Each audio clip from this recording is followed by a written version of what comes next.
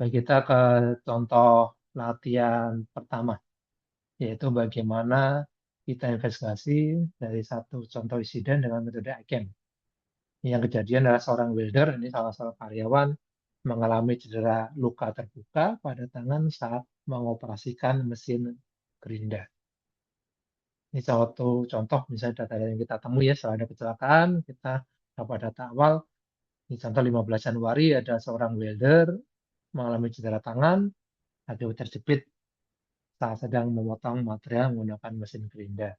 Kejadian jam 10.15, kira-kira jam segini operator dibawa ke klinik, kemudian dibawa ke bagian dokter untuk diperiksa, dan di sana ada cedera ringan, tapi ada luka terbuka, perlu pemulihan selama 3 hari. Contoh. Nah, ini yang perlu kita lihat, misalnya kita langsung ya di S1, kemudian kalau lokasi, kemudian ambil data, dari foto-fotonya nih. Oh, ini tadi kerjaan gimana, ini rekonstruksi seperti ini. Jadi pakai angel grinder, misalnya pakai PPE, sepatu boot, pelindung, kemudian kerjaan kira-kira seperti ini, potong plat. Nah, nah ini informasi awal. Jadi operator memiliki pengalaman 5 tahun, area kerja dilengkapi rambu-rambu. Nah, ini yang kita lihat, oh, tapi pelindung mesin atau guarding tidak terpasang. Kemudian kita lihat SOP tersedia, tapi tidak diketahui apakah operator mengikuti prosedur atau tidak. Saat kejadian, pengawas tidak ada di lokasi, tidak ada saksi mata langsung selain operator. Nah, ini perlu kita lakukan penyelidikan kepada operatornya. Kenapa nggak ada saksi mata langsung? Ini yang cukup menarik ya. Di beberapa saat ada kejadian, kalau tidak ada saksi mata langsung, maka perlu kita lakukan olah data secara lengkap. Ini yang penting di situ kita perlu perhatikan tadi yang PIPO tadi ya. Nah, people, environment, equipment, prosedur, sama organisasi. Karena kita harus lihat apa yang benar-benar terjadi di situ. Jadi bukan hanya kita lihat cederanya saja, tapi kita lihat kondisi lapangan sama prosedur sama organisasinya. Nah, ini tugas kelompok ya. Nah, ini sebenarnya kalau kita offline enaknya kelompokan, Bang. Jadi kita bikin tim, kemudian nanti ada yang sebagai pelaku, atau nanti kita ada yang ambil data.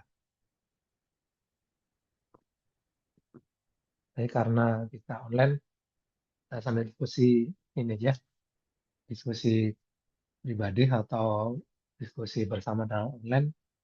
Jadi yang perlu kita lakukan adalah saat ada kejadian, maka menuju lokasi kejadian, tunjuk tim investigasi. Kemudian investigasi planning buat notifikasi awal ke manajemen. Nah, kita akan fokus ke sini ya. Yang S3, S4, S5, dan S6. Kita akan fokuskan ke sini ya. Kita anggap immediate action sama investigasi planning kita lakukan bersamaan. Jadi misalnya ini ya, kalau kita ke lokasi, maka kita buat ini. Menuju ke lokasi, kemudian kita buat planning meeting. Ini contohnya hasil planning meeting ini adalah hasilnya adalah seperti ini. Jadi kita buat data info awal. Jadi misalnya kejadian apa yang terjadi, seorang welder mengalami cedera luka terbuka pada tangan saat membersihkan mesin gerinda. Ini biasanya kalau saat ini ya paling sering kita sampaikan secara langsung. Bisa lewat email, kemudian beberapa perusahaan sekarang yang lebih cepat pakai WhatsApp ya. Jadi WA minimal ke atasan ada kejadian ini Pak, jam, ya minimal ini yang perlu kita sampaikan. Tipenya apa? Ada cedera ringan. Kelasnya apa nih? Kalau perusahaan ada beberapa kelas, misalnya MTA adalah kata ini medical treatment injury. Potensinya apa nih? Ini potensinya nih kalau dia lebih dalam lukanya bisa lost time injury nih, bisa nanti bagian banyak itu yang terluka. Tapi karena tadi ya syukur cuma lukanya nggak terlalu dalam, cuma dijahit. Maka potensinya apa? Potensi bisa lebih serius, bisa lost time injury. Udah. Hasil meeting kita dari manajemen, ini cedera ini bisa potensi lost time injury. Tolong dibuatkan ICAM-nya, maka disusun investasi timnya.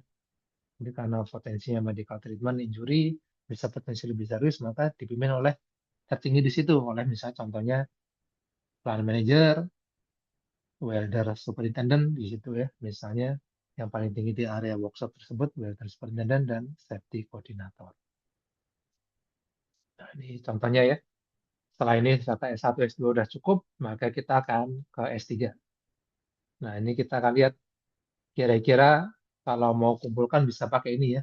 Ini sekarang kita kenalkan toolnya. Misalnya mau dipraktekkan, kita ada panduan. Di sini panduan kalau kita buat melakukan investigasi ada yang formatnya Excel ini ya. Udah kita buat ICAM Investigation Toolkit. Ini ada yang bilingual, udah diterjemahkan ke bahasa Indonesia.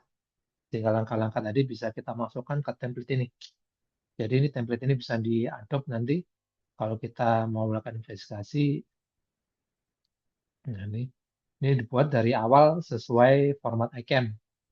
Jadi S1, S2 misalnya data tadi ya, kejadian tanggal misalnya 15 Januari, jam 10.15 apa yang terjadi, operator atau welder kena mesin gerindak. Jadi di mana di workshop, apa dampaknya yang nyata ya. Nyatanya tadi luka terbuka, medical treatment injury. Kemudian potensinya apa? Potensinya bisa tadi ya lost time injury. Kita tulis di sini. Dan ini buat bantu kita langsung ada di worksheet berikutnya, yaitu orang yang terlibat.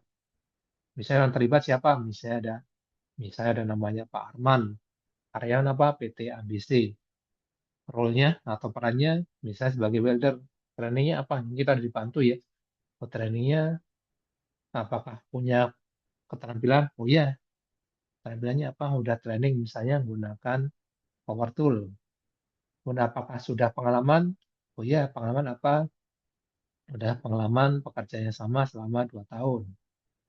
Kemudian apakah fit for work? Apakah ada pengaruh fatigue? Oh misalnya enggak ya. Kita lihat dia enggak ada pengaruh fatigue. Apakah ada jadwal atau roster kerja yang terlibat mempengaruhi jenis jadwal kerja apa yang dijalani? Kita bilang dia shift siang. Kemudian berapa hari off setelah bekerja, kita bisa masukkan contohnya, kalau misalnya setelah ini misalnya ini hari Minggu, dia off terakhir hari Senin, bagi 6 hari. Apakah sudah dilakukan